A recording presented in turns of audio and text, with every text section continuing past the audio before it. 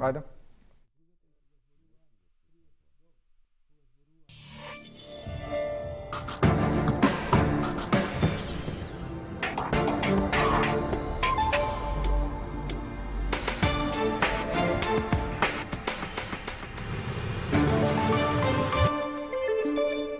Почитувани гледачи, добра вечер. Добре дојдовте во најновото издание на политичко интернет магазинот Трета порта. И оваа недела ние на едно место ќе ви презентираме се она што се случува во светот на интернетот. На едно место ќе ви ги ставиме најинтересните содржини, но и оние кои предизвикуваат најмногу внимание и најмногу коментари во јавноста. Почнуваме со работите кои се однесуваат околу именувањето на новиот специјален обвинител, именувањето на незиниот тим, но и сите оние спротивставени коментари за работата на Катица Јанева. Од страна на меѓународната заедница, оваа недела дојде силна поддршка за работата на Катица Јанева од страна на амбасадите на Соединетите Американски држави и на Европската унија, кои го повикаа Советот на јавни обвинители. Не го повикаа директно, туку може да се каже дека нивното соопштение оди во таа насока е да се избере тимот на Јанева, која чека тоа да го направи Советот на јавни обвинители, кои првичното гласање го одложија со образложение дека Јанева треба да достави планови за незината работа, меѓу кои и финансиски планови. Јанева тие планови ги достави, се чека одлуката на обвинителството, која може да биде во секој момент, а одиме со соопштението на западните амбасади. Еве, ова е еден од насловите, објавен во Deutsche Welle, каде се вели Соединетите Американски држави и Европската унија бараат именување на тимот на Јанева. Брзото именување на Катица Јанева на функцијата јавен обвинител за истражување на преслушуваните комуникации и фактот што таа достави навремен предлог за тим на обвинители до Советот на јавни обвинители и општи планови за работа за тимот и за финансиите до собранието, до владата и до Советот на јавни обвинители представуваат позитивни моменти, велат представниците на Соединетите Американски држави и Европската унија. Од суштинска важност е Советот на јавни обвинители да изврши својата улога согласно законот за водење на истраги за преслушуваните комуникации и да го именува тимот на Јанева, за да може незиното обвинителство да почне да го извршува својот мандат и своите задачи независно и без да трпи било каков облик на политички притисок, потенцираат представниците на Соединетите Американски држави и Европската унија. Оттаму уште нудат и техничка помош за јавниот обвинител. Значи, тоа е дел од соопштението. А веднаш по барањето за комплетирање на својот тим од страна на Јанева, во јавноста се случи еден интересен момент. Значи, дел од медиумите, и тоа слободно можам да кажам, дел од оние медиуми кои редовно ги поддржуваат политиките на владата, кои немаат еден критички пристап кон однесувањето на власта, почна со, слободно може да се каже, организирана кампања насочена против Катица Јанева. Значи, таа кампања се води во однос на незиниот доставен план, во однос на парите кои Јанева ги бара, во однос на големината на незиниот тим. Ке видиме еден од тие текстови, кој овој пат е објавен во Курир порталот и насловот е "Скандал, мегаломанство и партизација кај Јанева меѓу обвинителите врие".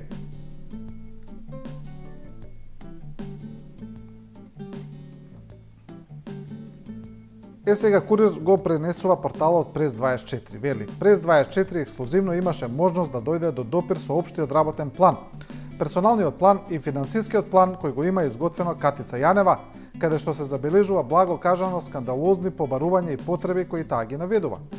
Она што остава драматичен впечаток на прв поглед е огромното мегаломанство за финансиски средства кои ги побарува новото специјално обвинителство. Верувале или не, специјалното обвинителство бара 8 пати повеќе пари за действување отколку што добива пари јавното обвинителство за борба против организиран криминал. Според финансискиот план кој е потпишан од Јанева за функционирање на специјалното обвинителство, се побаруваат само за еден квартал, односно за последните 3 месеци од 2015 година, огромни 63 милиони денари или над 1 милион евра, ако се земе годишно фантастично над 4 милиони евра. И тука е представен тој план.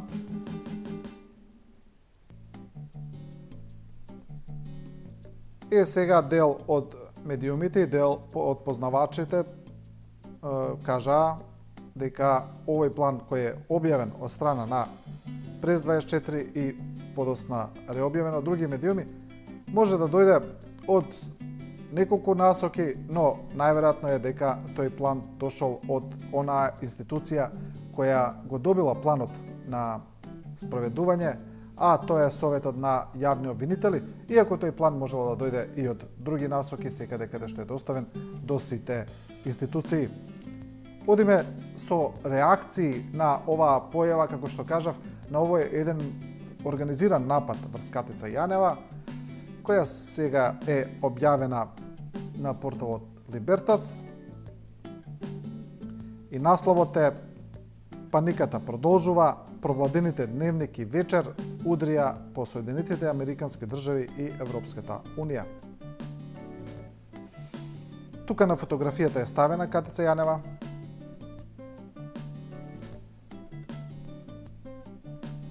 Сепак сега, на скоро еден месец по изборот, откако таа го состави својот тим и го достави својот план за работа до Советот за јавни обвинители, провладените медиуми почнаа со жестоки напади кон неа. Веројатно пресуден момент за ваквата одлука била најавата за првични одлуки, односно обвиненија во периодот до 15 декември, од 15 декември до 15 март. Па така, најпрво главниот уредник на Сител, Драган Павловиќ Латас, во вестите се пожали дека Јанева не испраќала соопштенија и не соработувала со Сител и вечер. Истовремено велики дека била избрана на предлог на СДСМ и сега социјалдемократски ја почнувала работата. Потоа следуваше канонада од напади од сите провладени медиуми, поради тоа што побарала 1 милион евра за работа за првите 3 месеци. Тоа го пишува порталот Либертас. А колумна за работата на Катица Јанева има и сега спомнатиот главен уредник на Сител Драган Павловиќ Латас. Неговата колумна се објавува во Вестникот вечер, поneделнички редовна колумна, но и се преобјавува од други портали, овој пат од порталот Курир. Насловот е црвено, еден збор, како и сите колумни на Павловиќ.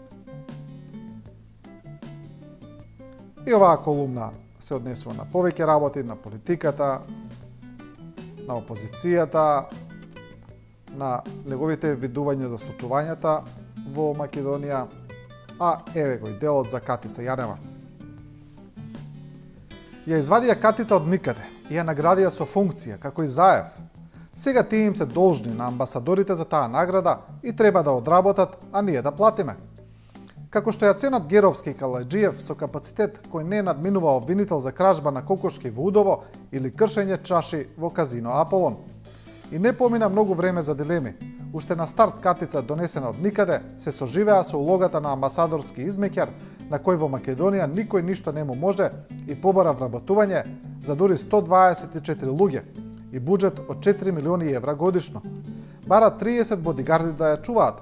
Ако е специјална, нека бидат специјални и парите за неа. Кој провинцијализам и искомплексираност е тоа, човече? Тоа го пишува Драган Павловиќ Латас за Катица Јанева во колумната Црвено. А одговор за Латас доаѓа од професорот Ѓорги Спасов во негово писание кое е објавено и на Facebook профилот на професорот Спасов, и професорот алудира на дел од прислушуваните разговори кои ги слушаше јавноста во текот на изминатиот период, значи на два прислушувани разговори. Едниот е кога опозицијата обвини дека премиерот Груевски зборува со министрот Јанакиевски за уривањето на објектот Космос, каде премиерот според опозицијата се смее и вели дека на сопственикот на Космос му тече низ ногавици, а вториот дел е за односите помеѓу главниот уредник на Сител Драган Павловиќ Латас и доскорешниот шеф на управата за безбедност и контраразузнавање Сашо Мјалков и нивното ословување со началниче. па така и насловот на професорот Спасов е следен. Ало началниче, на Драган Павловиќ веќе му тече низ ногавиците.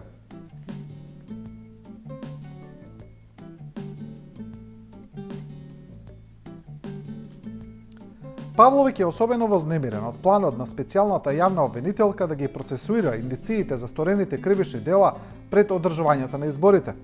Тоа ќе ослабело неговата омилена партија. И затоа тој ја предупредува обвинителката, која патем ја множи со нула, да внимава што прави, да не ги слуша американците, оти ќе ја искористеле само за една употреба. Човекот делува вистина преплашено. Изгледа крв му наврела во очите и говори дека некаква црвена сијалица за општа опасност веќе била запалена. Повикува да отвориме очи, да го следиме само својот, неговиот интерес и својот, неговиот здрав разум, кој му кажувал дека Вашингтон е заинтересиран само за албанците. А истиот речник го користеше пропагандата на Слободан Милошевиќ, кај кого Павловиќ одеше на поклонение. И за Милошевиќ најголема опасност за неговите интереси доаѓаше од демократската опозиција, од албанците и од американците. Но на крајот сите видовме како завршија тој и неговата политика. Политиката на Милошевиќ е победена во Србија, но за жал се уште не е победена и во Македонија. Тоа го пишува професорот Спасов. А прилично забележителна колумна во јавноста за овој атак, за овој напад врз Јанева има и Ерол Ризаов, кој по една пауза се врати повторно кон пишувањето во колумни, а неговите колумни се едни од најчитаните чтива во Македонија. Сега Ризаов пишува: Јанева непријател број 1.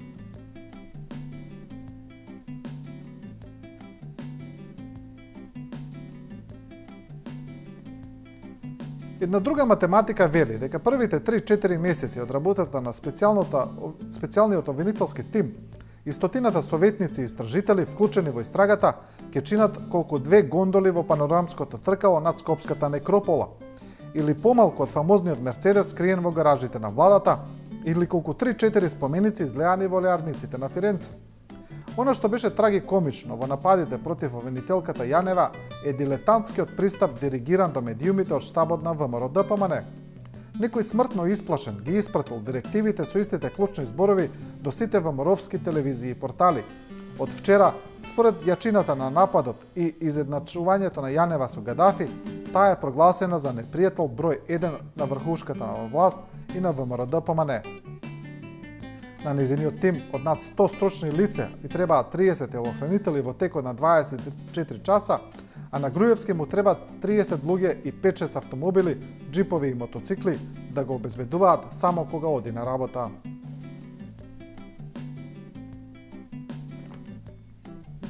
Тоа го пишува Ризаов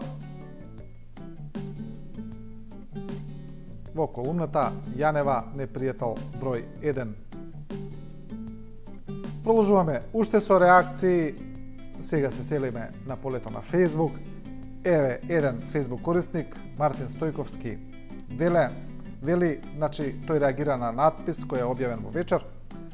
Не за американците да ја плаќаат, а Грујо и компанија ние да си ги плаќаме за да не крадат, а? Не се плашете бе луѓе, сите ќе одговараат еден по еден, не се туркајте, ќе ви дојде редот.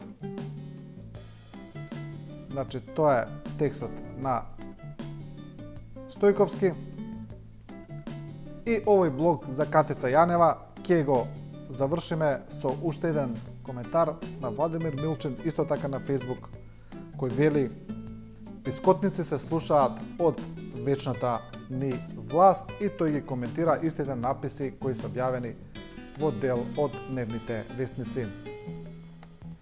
Емисијата ја продолжуваме со останатите содржини со останатите политички случувања. Одиме еден текст кој се однесува на политичките преговори кои се водат од страна на партиите, а кои се однесуваат за изборните закони. Откако во медиумите се појави информација дека најголем проблем станува до гласањето на диаспората, сега Дојче вели дека проблем се и парите за финансирањето на кампањата. Насловот е: најголемата битка не е за диаспората, туку за парите.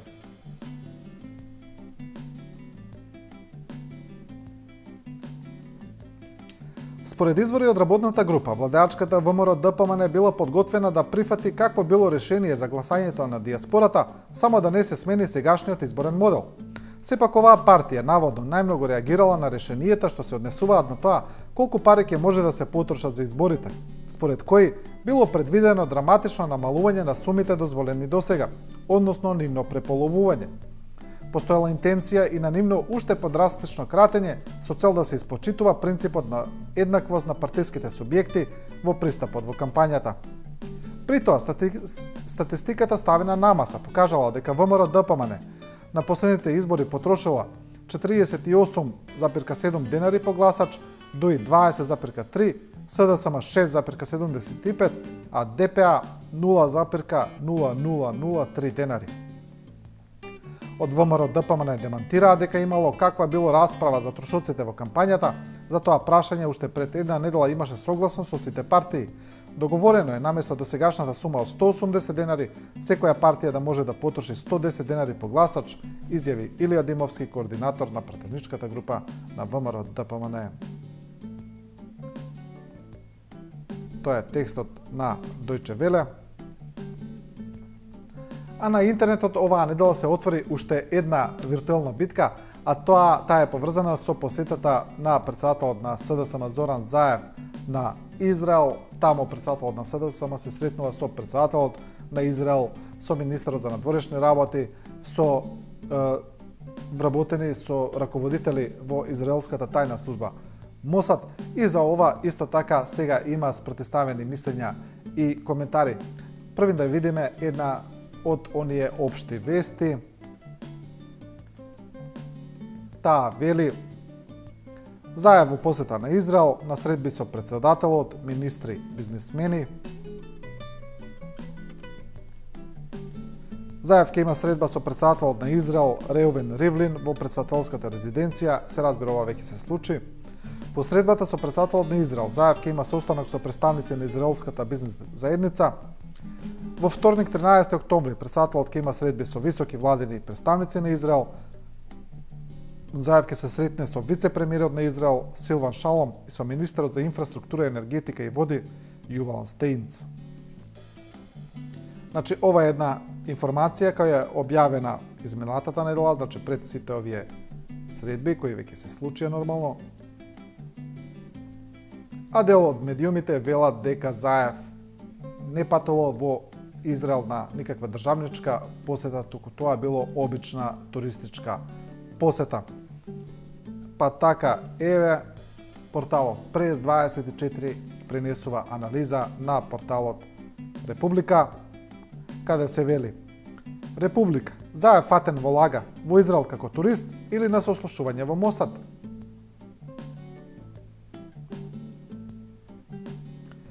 Џабе опозицијските медиуми се обидуваа да ја представат посетата на Заев на Израел во позитивно светло. Пропадна обидот на вештачки начин да се работи на имиџот на Заев, едноставно тој нема способност, ниту пак капацитет за дипломатска активност, ниту пак некој го гледа како државник. Зоран Заев во Израел најблаго кажано е турист и ништо повеќе. Од тоа, оние поискрените ќе речат дека не е таму ниту како турист, туку на креативен начин е викнат на сослушување кај израелските безбедносни служби заради обидот за нарушување на безбедносната соработка помеѓу Македонија и Израел. Тоа го пишува Прес 24, а има реакции и за ова. Ќе видиме дел од нив. Еве реакција на Facebook, кој го постира истиот текст и вели. Значи, Сашо Куковски пишува: И јас би сакал онака туристички, кога идам во странство, да си посетам по некој претседател, министер, резиденција. Онака, заради сослушување, а да и храна гледам даваат на средбата со министерот за внатрешни на Израел. Како што видов на телевизија, масата беше полна со храна за гостите. Тоа го пишува Сашо Куковски. Продолжуваме со темата која е поврзана со скандалот со давање мито при купување на македонски Телеком од страна на Маѓар Телеком, давање мито на македонски државни функционери. Еден порталот Нова истражува, овој пат тоа го пренесува Алсат М, и вели Соединетите Американски држави ги обелоденија лицата што требало да земат мито од Маѓар Телеком. Обвинителството во Соединетите Американски држави покрена обвинение против поранешни директори на Маѓар Телеком за подкуп на македонски политичари. Во обвинителниот акт земено е во предвид сведочењето на екс-разузнавачот Слободан Богоевски и низ други документи кои треба да докажат дека компанијата давала мито за да им се овозможи продолжен монопол на македонскиот пазар. Според документите кои ги објави Нова ТВ, во обвинението се дава и нацрт на целата шема која се одвивала од 2004 до 2006 година. Ветеното мито изнесувало 19,6 милиони евра и требало да се исплати на тогашниот премиер Владо Бучковски и високи функционери од албанскиот коалицијски партнер Али Ахмети и Муса Џафери.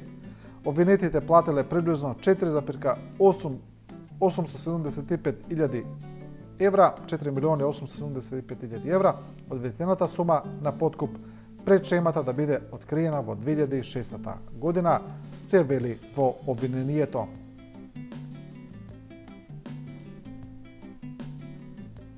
И сега на овој напис реагираше еден од посечените, тоа е поранешниот премиер Владо Бучковски, кој објави демант, кој е објавен на порталот Нова, а демантот гласи: Пред окружниот суд во Њујорк се води граѓанска парница од декември 2011 во која американската комисија за хартија од вредност ги тужи поранешните директори на Маѓар Телеком Штрауб, Балок и Морвај. Во граѓанската парница пред Њујоркскиот суд не учествува обвинител, туку тужител, Американската комисија за хартија од вредност и тужени поранешни директори на Маѓар Телеком. Тужителот го користи сведочењето на Богоевски за да на 8 октомври оваа година го допрецизира своето тужбено барање поднесено во 2011-та. Од погоре напишаното јасно е дека Богоевски е сведок на тужителот и толку. Моето мислење за неговото сведочење го износов на 4 септември оваа година и тогаш и сега тврдам дека тој дава лажен исказ. Инаку судењето за оваа граѓанска парница ќе се одвива следната година од 2016-та, најверојатно напролет тогаш ќе бидат спротивставени доказите и сведочењето на тужителот и тужените. Тоа го вели професорот Бучковски. Продолжуваме со колумна на режисерот и амбасадор Љубиша Георгиевски, кој вели: ВМРО не е само политичка програма, туку генетска програма за секој што се смета за македонец. И тука Георгиевски вели дека преговорите во Пржино се бандитизам. Со попрости зборови, Пржино е ситуација во која бандити влегуваат во продавници, заробуваат 5 деца и велат дајте толку и толку пари или ќе ги убиеме децата. Што ќе сторите, ќе им дадете пари? Не, ќе преговарате ли? Мора да преговарате, затоа што тоа е бандитизам, ќе ги отепаат невините луѓе. Во таа ситуација вие ги препознавате ролите, ние моравме да преговараме. Инаку Пржино е апсурд над апсурдите, Пржино е базирано на консензус на 4 најголеми партии. Тоа го вели Георгиевски. И ќе видиме еден одговор на оваа колумна. Тоа е од Емилијан Илјовски, објавена на Facebook, кој вели: Се слушаат ли понекогаш некои кои ете од партиски и личен интерес јасно застануваат на страната на криминалот? Имаат ли воопшто било каков интегритет овие луѓе и размислуваат ли тие што воопшто ќе биде со нив кога еднаш криминалците ќе си го добијат заслуженото? Како и да се земе еден ден ќе се случи? Ако не на овој свет, туку ете во оној свет во кој толку ревностно веруваат овие само наречени демохристијани. Како воопшто можат борбата против криминалот толку да ја искровоколчат, за да можат воопшто да помислат да изговорат дека тоа према некои нивни наводи е бандитизам? Ако воопшто може да се дозвола да пласираат толку погрешна теза, да ако некој добил на избори 10 пати поред, тоа представувало дозвола да врши криминални дејанија. Тоа го пишува Илјовски и емисијата сега ќе ја завршиме со еден напис кој излезе во медиумите. Тоа е едно отворено писмо кое беше пратено до повеќе медиуми, а кое слободно можам да кажам потресе дел од пошироката македонска јавност. Во тоа писмо родители на девојче кој починало пред 9 месеци на клиниката за инфективни болести во Скопје обвинуваат за сериозна негрижа, за сериозни пропусти во лекувањето на девојчето. Имено, во кратко можеме да кажеме дека родителите девојче кое било болно, имало симптоми на настинка или на грип, такви слични симптоми кои немедицинско лице не може точно да ги препознае, но така личат, го однеле девојчето во болница, но девојчето, 12 годишно девојче починало истата вечер. Ќе видиме дел од писмото и ќе видиме дел од реакциите.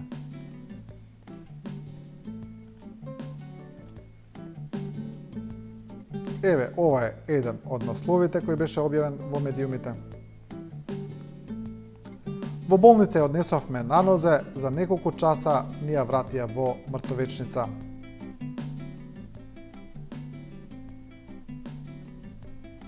И родителите пишуваат.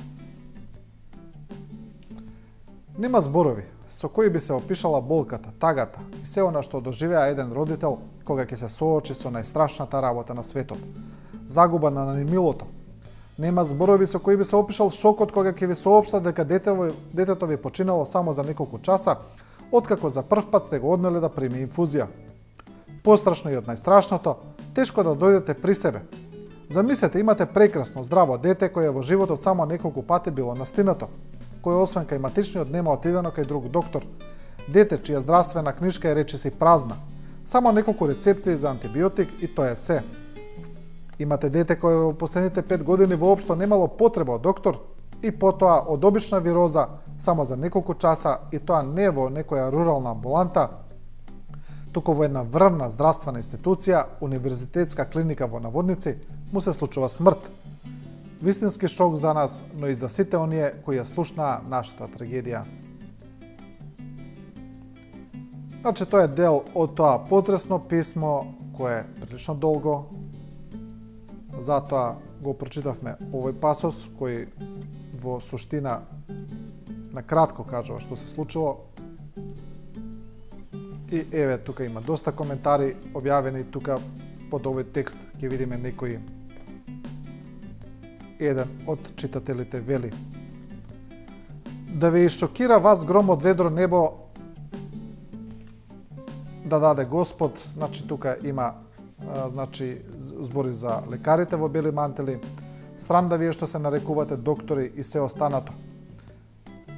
Пред 2 години ми најдоа некоја болест, требаше да ми направат биопсија. Воопшто не им верувам на нашите доктори. Најдов канаѓанка што се сложи да ми ги прегледа резултатите на интернет и ми рече да внимавам. Значи, тоа е накратко коментарот. Друг читател вели: сочувство, недомислива загуба, непребол, ангел меѓу ангелите и нема зборови, едноставно трагедија.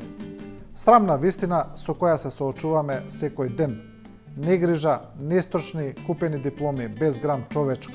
Хипократова теорија, заклетва, во нормална држава би се заложили институциите, дежурната екипа, началник, директор на клиника и обвинителство. Вели овој читател. И еве, уште еден.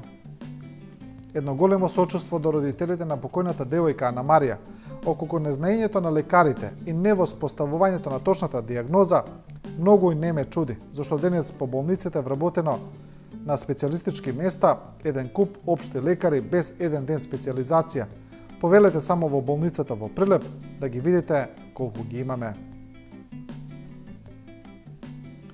И тоа е тој коментар објавен под потресното писмо.